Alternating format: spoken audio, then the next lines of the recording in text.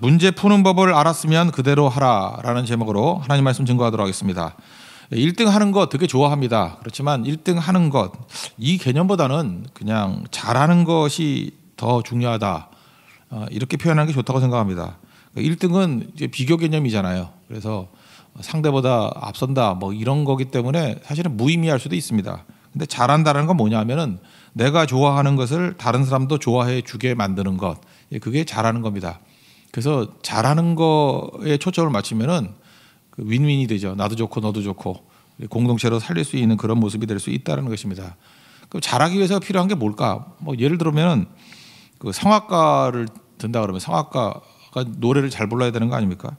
성악가가 노래를 잘하기 위해서는 저도 우리 집안 그 동생들이 그 음악을 했기 때문에 뭐 여러 번 접했기 때문에 좀 간접적으로 아는 것 같아요. 그 첫째는 음정 박자가 정확해야 돼요. 그 그걸 음감이라 그러는데 음감이 뭐 없는 사람은 아예 하면 안 되겠지만 이것도 훈련이 필요합니다. 굉장히 훈련이 필요해요. 그래서 성악을 한 사람 가운데 기악을 먼저 피아노라든지 기악을 먼저 하고 성악을 한 사람들이 음정이 굉장히 정확해요. 그러지 않으면은 뭐 성악을 한다 그래서 음을 다 맞추는 건 아니라고 생각을 합니다. 뭐 이상하게 음내고 맞지도 않고 그런 경우가 되게 많습니다. 어쨌든 이 음정 박자가 되게 중요한 거고요. 두 번째는 성악가들은 주로 그 외국 노래 부르잖아요. 특별히 이태리 노래라든지 뭐 이런 거 부르잖아요. 그래서 외국어를 알아야 뉘앙스를 알기 때문에 전달이 되거든요. 그래서 제가 허드렛 애들 말고요. 정말 잘하는 프리마돈나 하는 그런 수준의 사람들을 보니까 꾸준하게 공부해요. 그래서 저한테도 묻고 그러더라고요. 그 이태리어하고 그 라틴어하고 좀 비슷한 게 많거든요. 뿌리가 비슷하니까. 근데 제가 라틴어를 알아야 잘 설명해 주죠. 맨날 와서 물어봐서 저를 괴롭혔던 사람도 있고 그럽니다. 근데 이태리어도 공부하더라고요. 뜻을 알면은 전달이 또 달라지겠죠. 그리고 세 번째 제일 많이 하는 게 뭐냐면 이게 노래도 근육이 필요합니다. 이렇게 노래할 때 근육, 특별히 이게 배 근육 같은 데 되게 많이 써야 되는데 그 성악하는 사람들 아는 사람이 한번 만져봐요. 그 누르면 들어도 안 가요. 근데 배가 쑥쑥 들어가는 애들은 그건 가짜들이고 얼마나 그 노래할 때 쓰는 근육 훈련을 많이 하는지 모릅니다. 그러니까 이건 지금 새로운 일이 아니에요. 이건 다 알고 있는 얘기거든요. 음정 박자 중요하다. 그다음에 그 언어를 알아야 감정을 담아서 딕션 할 수 있다. 이렇게 표현할 수 있다. 그리고 노래할 때 쓰는 근육을 훈련해야 된다. 이게 다 합니다. 그럼 그다음 필요한 건 뭐죠? 훈련하는 거예요. 스스로가. 이거 훈련하는 사람이 대가가 되는 거고. 근데 이건 음악하는 사람만 아니라 누구나 다 그런 거지만 뭐가 안 되면 잠깐 레슨만 받아요. 그러니까 좋은 선생님한테 가서 레슨 받으면 변화가 되는지 알아. 레슨을 받으면 이런 거 아는 거거든요. 음정 박자가 틀린다. 그다음에 뭐 언어가 중요하다. 이런 거 배우는 거거든요. 이걸 뭐 10년 동안 가서 배울 게 뭐 있어요. 몇 번 가서 배우면은 아 이거구나 하고 그다음에 혼자 훈련을 하고 가끔 한번 가가지고 몇 년마다 한 번씩 가가지고 됐는지 안 됐는지 체크할 정도? 이게 돼야 되는 거 아닙니까? 공부도 마찬가지예요. 공부 못하는 애들이 맨날 과외 공부하잖아요. 공부는 혼자 하는 거죠. 과외는 뭐죠? 뭘 공부해야 될지 이렇게 지시받는 거죠. 그러니까 과외 공부하는 게 공부 전체의 한 게 반이 넘는다 그러는 거 공부 못하는 애들이에요. 그 부모님들 잘 아세요. 부모님들이 공부를 못했기 때문에 공부 어떻게 하는지 몰라서 그래요. 그리고 웬만큼 머리 도는 애들은 사실은 스스로 해도 되는 거거든요. 뭐 고등학교 때까지 모를 게 뭐가 있어요, 그거. 그죠? 그냥 알 수 있는 건데 그렇다 할지라도 그 약간 정도 코칭 정도가 필요한 거지. 그걸 자기 몸으로 익히는 거는 스스로가 해야 된다는 것입니다. 모든 게 다 똑같다라는 거예요. 오늘 성경 말씀도 우리에게 어떻게 하는지를 가르쳐 주잖아요. 그러고 난 다음에 해야 될 일은 무엇입니까? 스스로 훈련하는 거예요. 그래서 음정 박자가 틀린다 그러면 내가 훈련해야 되고 또 외국어 이거 공부하지 않고 어떻게 알겠어요? 공부해야 되는 거고 근육도 훈련해야 연단이 되는 거고 그러니까 성경은 우리에게 가르쳐 주는 거거든요. 이걸 그대로 해야 된다는 거죠. 그대로. 그러면 풀릴 뿐만 아니라 강력해지게 된다라는 것입니다. 사도 바울의 문제인데 질병의 문제가 있었습니다. 질병 푸는 법. 여기서 이제 가시라 그러는데 스콜롭스라는 헬라어 단어인데 이건 작은 가시가 아니에요. 이렇게 가시 끼었다 뭐 이런 게 아니고 뾰족한 막대기라 그러는데 그 써 있는 묘사를 보니까 거의 젓가락 수준이에요. 젓가락 수준으로 이렇게 찌르는 거예요. 그러니까 무지 아픈 거죠. 그러니까 엄청 견디기 힘든 고통이다 그런 거라는 것입니다. 가시야 뭐 조그만 가시야 꽂혀 있어도 뭐 참아도 될 정도잖아. 기능하는데 지장 없잖아요. 좀 귀찮아서 그렇지. 근데 그 정도가 아니라는 거예요. 이거는 뾰족한 막대기, 젓가락 같은 걸로 찌르듯이 견딜 수 없는 고통. 그게 가시라는 것입니다. 이게 뭐냐 그러는데 뭐 간질 아니면 안질인데 요즘에 최근에 나온 것들 보니까 뭐 안질 쪽으로 더 많이 가대요. 근거 구절을 본다 그러면 갈라디아서 4장 14절에 보니까 너희를 시험하는 것이 내 육체에 있으되, 그렇죠. 이게 영적 기도자가 이게 보니까 이게 빌빌대. 그런데 그게 이제 성도들에게는 이게 시험하는 것이 되죠. 어떻게 하나님의 일을 하는 사람이 남들은 고치면서 왜 지는 적골이야? 뭐 그럴 수 있잖아요. 그죠? 이렇게 우리 생각이 그렇잖아요. 뭐든지 이렇게 화려하고 멋있고 건강하고 막 이래야 사역을 잘할 것 같이 보이는데 사도 바울은 안 그랬다고요. 이게 맨날 병으로 빌빌대고 있었다고요. 그래서 너희를 시험하는 것이 내 육체에 있으되, 그런데 그 다음 절 15절을 보니까 이 갈라디아 지역에 있는 교인들이 바울을 되게 사랑했던 것 같아요. 너희가 할 수만 있었더라면 너희의 눈이라도 빼어 나에게 주었으리라. 눈을 빼서 나에게 주었으리라. 그게 무슨 얘기예요? 내 눈에 문제가 있다, 그렇게도 해석할 수 있죠. 그래서 이게 안질이라는 근거로 삼기도 하고, 또 같은 갈라디아서 6장 15절 보니까 내 손으로 너에게 이렇게 큰 글씨로 쓴 것을 보라. 눈이 나빠가지고 크게 썼다, 뭐 그렇게도 해석을 하는 거죠. 하여튼 뭐가 됐든 간에 그냥 큰 질병 또는 큰 문제가 있었다. 이걸 어떻게 푸느냐? 우리 맨날 보는 말씀 아니에요. 한번 점검을 해봅시다. 이제 이거 알고 이제 순종하는 거죠. 첫째, 이게 이제 질병이라고 하고 또 뭐 아니면 문제라고 합시다. 치유의 은혜를 구하십시오. 문제 해결의 은혜를 구하십시오. 이게 첫 번째죠. 8절을 보니까 이것이 내게서 떠나가게 하기 위하여 내가 3번 주께 간구하였더니. 아니, 질병이 오고 문제가 오면은 떠나게 해달라 이렇게 기도하는 게 인지상정 아니에요? 이거 당연한 거 아니에요? 이게 첫 번째 단계라는 거예요. 근데 뭐 이런 건 안 구하고 난 하나님의 나라와 의만 먼저 구하겠다. 그건 맞던 얘기지만 일단 우리 삶 속에서 이런 문제들이 올 때 이 문제를 놓고 기도해야 된다고요. 한나도 자기 자신의 불행을 놓고 기도하다 보니까 그게 하나님의 뜻에 쓰임받아서 사무엘을 낳고 다윗 왕조의 기초를 세우고 그런 거 아닙니까? 나오미도 자기 문제에 아픔 가지고 기도하고 부르짖다가 보니까 하나님 인도하심을 받아서 그저 그 메시아 가문의 뿌리를 세우고 그런 거죠. 그러니까 이게 건너뛰는 게 아니에요. 그러니까 내 삶의 아픔이라든지 문제라든지 치유받아야 될 대상들은요 무조건 기도해야 된다는 것입니다. 이거 기도 생략한다는 건 문제가 있다라는 거예요. 3번 기도했다는 것은 3차례 기도했다 그러는 건데 예수님 본받은 거죠. 예수님 시험 당할 때도 3차례 기도했고 뭐 겟세마네 동산에서 3번 기도했고, 여러분도 그래요. 어떤 문제가 있으면 큰 마음 먹고 한 3차례 크게 기도할 필요성이 있다는 것입니다. 사도 바울은 치유의 능력을 믿자마자 체험했던 사람 아닙니까? 다메섹 도상에서 부활의 예수님 만났어요. 거의 실명 상태가 돼버리죠. 사도행전 9장 8절 보니까 눈은 떴으나 아무것도 보지 못하고 사람의 손에 끌려 다메섹으로 들어가서 아무도 못 봤어요. 그래서 손에 잡고 이렇게 실명한 상태로 갔다고요. 그때 그 9장 17절 보니까 아나니아라는 사람이 와가지고 안수해 줬죠. 안수했더니 18절에 즉시 사울의 눈에서 비늘 같은 것이 벗겨져 다시 보게 된지라. 그러니까 믿자마자 뭘 체험했어요?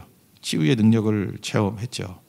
그러고 난 다음에 사도 바울이 했던 일이 무엇입니까? 자기가 체험했기 때문에 만나는 사람마다 이제 고쳐주고, 그죠? 이렇게 치유하는 일들이 뭐 여기저기 사도행전에서 나오지 않습니까? 야고보서 5장 17, 14절도 보면 너희 중에 병든 자가 있느냐? 그러면 뭐라 그랬어요? 교회 장로들을 청할 것이에요. 이건 목사입니다. 그들을 주의 이름으로 기름을 바르고 그를 위하여 기도하라. 믿음의 기도는 병든 자를 구원하리니 주께서 그를 일으키시리라. 이게 주님 약속이에요. 그래서 우리의 문제, 우리의 연약함, 우리의 질병을 놓고는 무조건 기도해야 된다는 거예요. 하나님 고쳐주십시오. 건져주십시오. 이게 첫 번째 단계라는 것입니다.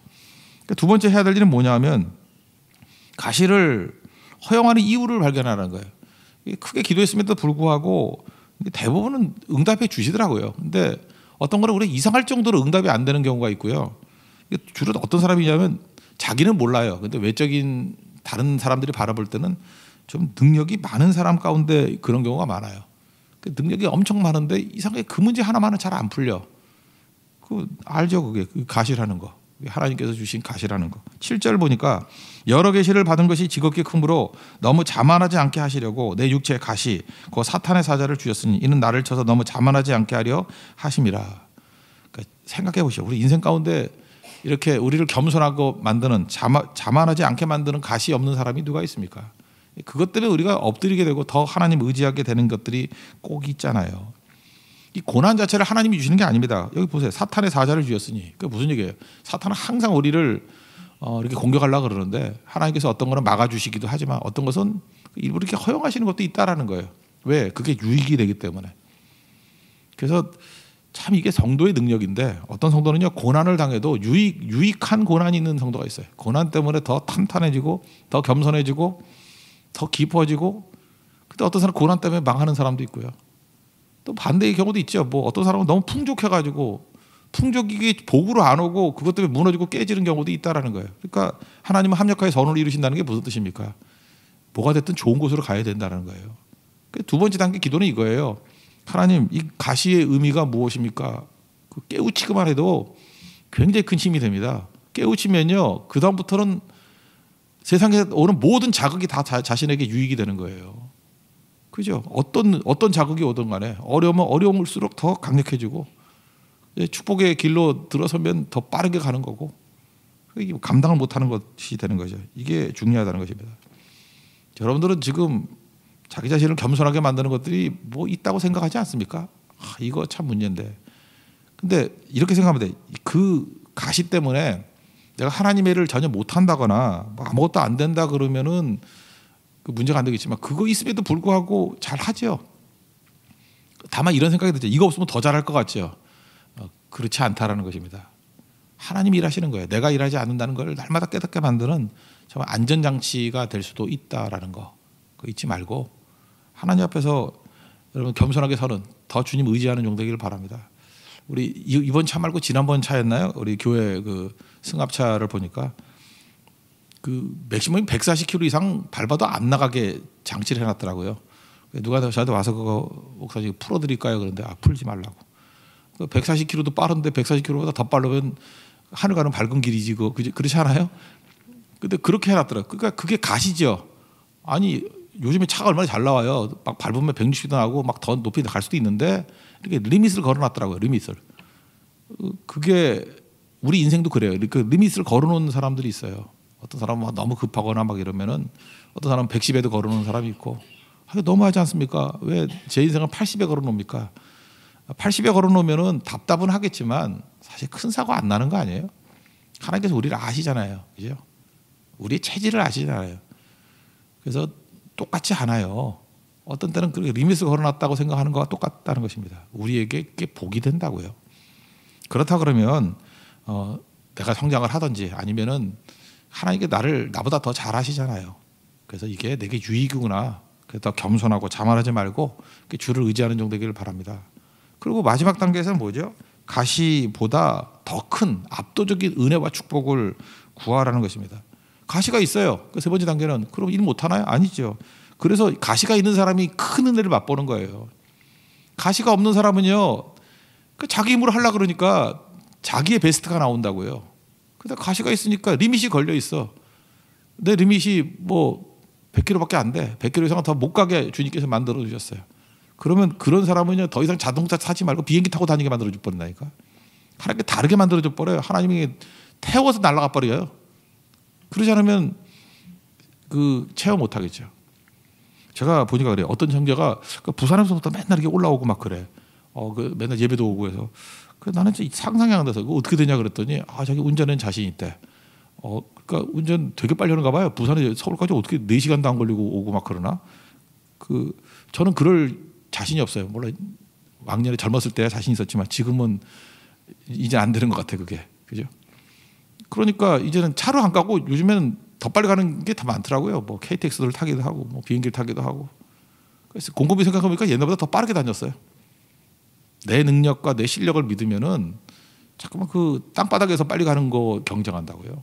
근데 그게 잘 안 되면 제일 빠른 건 뭐죠? 그 옆에 가서 사는 거죠. 그죠? 운전 잘한다고 자랑하지 마세요. 교회 옆에 온 사람 못 당해요. 그죠? 이 로하스 빌딩에 있는 사람 못 당해요. 깨가지고 굴러 떨어지면 교회예요. 그죠? 못 당해요, 그거. 그러니까 압도적인 은혜가 그런 거라고요. 그죠? 세상은 life is not fair. 절대 공평하지 않아요. 은혜가 뭔데요? 은혜가 공평하지 않다는 거 아니에요. 은혜가 뭐예요? 그냥 그 옆에 있게 만든 은혜. 그게 은혜라고요. 압도적인 은혜. 그래서 9절을 보십시오. 나에게 이르시기를 내 은혜가 내게 족하도다. 이는 내 능력이 약한 데서 온전하게 침이라 하신지라. 그러므로 도리어 크게 기뻐함으로 나의 약한 것들에 대하여 자라가리니 이는 그리스도의 능력이 내게 머물게 하려 함이라. 약하기 때문에 더 의지한다. 10절. 그래서 5가지를 얘기하죠. 내가 그리스도를 위하여 약한 것, 첫째 능욕, 셋째 궁핍, 넷째 박해, 다섯째 공고. 그러니까 그 당시 쓸 수 있는 모든 어려움을 다 표현한 거예요. 기뻐한대요. 왜냐하면 내가 약한 그때에 하나님께서 압도적인 은혜를 부어주셔서 강해지기 때문이다. 그래서 어떤 상황이든 간에 하나님이 일하시게 만들면 강해지는 것입니다. 그래서 여러분들 내게 가시가 있다 그러면 이게 보통 사람이 아니에요. 이거는 압도적인 은혜가 임할 사람이에요. 여기 너무 유능하고 너무 이렇게 평탄하게만 하고 그런 사람은요, 압도적인 은혜는 임하지 않아요. 그냥 찔끔찔끔 은혜는 임할지 모르지만 그런 사람은 압도적인 기도 못해요. 여러분 보세요. 뭐 넉넉하게 사는 사람 가운데 막 압도적으로 기도하는 사람이 있어요. 그 특이한 사람들만 기도해요. 그 보면 잘 보면 가시가 있어요. 그래서 하나님께서 크게 사용하시는 거라고. 그렇다 그러면 압도적인 은혜가 있다 그러면 가시도 복이죠. 그러니까 압도적인 은혜를 구하라는 것입니다. 제가 어떤 분 설교를 듣다가 들은 얘기인데 이런 뭐 스토리가 있는지 몰랐어요. 어떤 오클라호마에 사는 남자인데 할아버지가 목사님이시고 그러니까 믿는 집안이에요. 근데 어려서부터 이게 동성애 성향이 있었던 것 같아요. 그래서 대학에 가는데 대학에서 좋은 여자친구 멜린다라는 여자친구를 만났는데도 불구하고 좋긴 좋은데 인간적으로 좋은데 이렇게 뭐 끌림이 없더라는 거예요. 뭐 그럴 수도 있죠. 끌림이 없더래요. 그래서 자기도 이제 믿는 사람이니까 이거 내가 이상하다 해가지고 고민을 하고 있는데 그래서 신학교를 갈까? 이런 신학교가 만드는데 그죠? 신학교를 갈까? 이렇게 생각을 했대요. 그랬더니 자기 친한 믿음의 친구가 기도해 준다 그러더니 그건 아닌 것 같다고. 근데 또 동시에 엄마도 또 똑같은 기도가 나오더래요. 그건 아닌 것 같더라고. 네 은사가 이렇게 작곡하는 거니까 그 작곡하는 거에 좀 전념했으면 좋겠다. 그러고 난 다음에 성경을 읽기 시작하는데요. 그 시편과 그 사무엘서를 읽으면서 다윗의 일생에 대해서 깊이 빠져들었대요. 하나님의 마음에 합한 자가 된 이유가 뭔가? 다윗에 대해서. 그래서 이 사람은 다윗 전문가예요. 다윗에 대해서 푹 빠졌어요. 데니스 저니건이라는 사람인데 데니스 저니건. 그래서 이 사람 통해서 뭐 엄청난 음악들이 나온 거예요. 이게 오늘 본문에 나오는 찬송이죠. 약할 때 강함 대신에 나의 보배가 되신 주 나의 모든 것. 예수 어린 양 존귀한 이름. 이거 뭐 맨날 부르는 찬양 아니에요? 난 이 사람이 그 데니스 저니건인 것도 처음 알았고요. 거기도 기분 좋아요. 성에 저니건 전 같잖아요. 그죠? 저니건 데니스 저니건. 데니스 저니건 외우고 싶죠? 난 이름도 몰랐어요. 근데 이 사람이 동성애 성향이 있다가 이렇게 죽게 돌아와서 압도적인 은혜 받고 이렇게 된 거 처음 알았거든요. 나중에 이게 동성애 성향이 있던 사람인데 끌림이 없어서 헤어졌다 그러면 멜린다하고 결혼했어요. 결혼해가지고 자녀가 9명이래요. 참 끌림이 있었으면 몇 명을 낳았을까, 그죠? 끌림이 없는데도 9명을 낳았는데 하여튼 재밌어요, 그죠? 압도적인 은혜까지는 제가 확인 못하지만 압도적인 자식을 주셨어요, 그죠? 그래서 약할 때 강함 대신에 이거 찬양하면서 이 사람이 여자에게 끌림이 없던 남자였다는 거 잊지 마시고, 근데 9명의 자녀가 있고 뭐 엄청난 능력이죠. 뭐 많은 거 했대요. 이거 들어보면서 참 은혜가 되더라고요. 하나님 이런 압도적인 은혜는 인간의 연약함, 인간의 죄성, 인간의 부족함들을 다 뛰어넘는군요. 그런 기도했습니다. 우리에게도 그 은혜를 주십시오. 우리에게도 그 은혜를 주십시오. 그럼 이길 수 있겠죠. 우리 인생은 연약한 한계적인 존재입니다. 그래서 질병에 걸릴 수 있고 또 문제에 봉착할 수 있습니다. 1차적으로 본능이에요. 기도하십시오. 우리 주님밖에 없잖아요. 병이 떠나도록 기도해야 되고 문제가 해결되도록 기도하는 거. 두 번째, 그렇게 기도해도 자기만 모르지만 나머지 은혜가 넘친 거예요. 또 이 사람은. 근데 뭐 해결되지 않은 뭐가 있어요. 귀찮은 거, 가시. 근데 그 이유를 발견하면 이게 그 다음부터는 이게 폭발적이 되는 거예요. 오히려 고난조차도 유익이 되는, 이게 알면요.